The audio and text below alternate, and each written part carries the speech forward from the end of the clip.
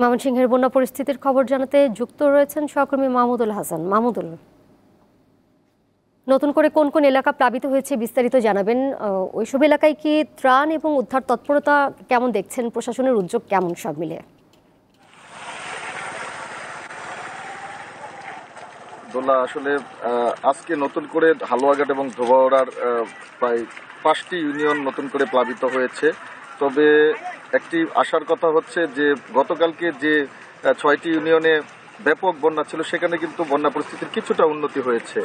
আমরা দেখেছি যে সেই এলাকাগুলো থেকে পানি কিছুটা নেমে যাচ্ছে, কিন্তু এই নেমে গিয়ে যে ভাটি অঞ্চলটা রয়েছে, অর্থাৎ নতুন করে যে এলাকাগুলো প্লাবিত হচ্ছে, এটি কিন্তু তুলনামূলক ভাটি।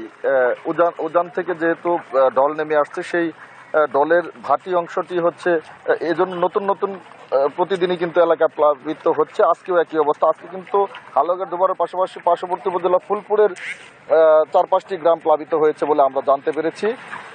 যেহেতু বিস্তীর্ণ একটি এলাকা প্লাবিত হয়েছে, এজন্য আসলে যে উদ্ধার তৎপরতা এবং ত্রাণ কার্যক্রম দুটিই কিন্তু ব্যাহত হচ্ছে। প্রশাসনের পক্ষ থেকে আমাদেরকে বলা হয়েছে যে যেহেতু বন্যাটি আকস্মিক একটি বন্যা, কোনো ধরনের প্রস্তুতি ছিল না, সেজন্য কিন্তু আসলে তাদের শুরুতে একটু হিমশিম খেয়ে উঠলেও এখন কিন্তু তারা অনেকটাই স্বাভাবিক পর্যায়ে নিয়ে এসেছেন।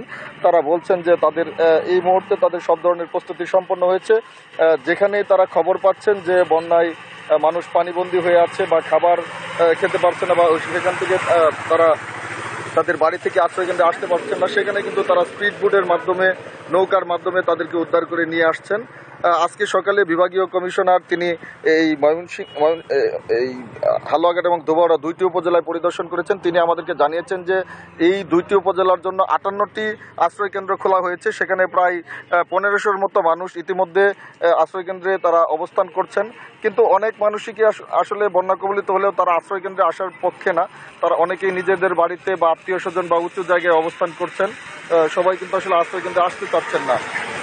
তবে প্রশাসনের পক্ষ থেকে বলা হয়েছে যেখান থেকেই খবর পাচ্ছেন তারা কিন্তু তাদেরকে সহযোগিতা করার চেষ্টা করছেন বলে আমাদেরকে জানিয়েছেন। আর ত্রাণ তৎপরতাও ব্যাপারেও তারা একই কথা বলেছেন, যেহেতু বিস্তীর্ণ একটি এলাকা প্লাবিত হয়েছে, তৎক্ষণাৎ যে ত্রাণ কার্যক্রম সেটি কিন্তু তারা অব্যাহত রেখেছেন, এবং তারা বলছেন যে আসলে তাদের পর্যাপ্ত ত্রাণের ব্যবস্থা রয়েছে, সরকারি নির্দেশনা রয়েছে।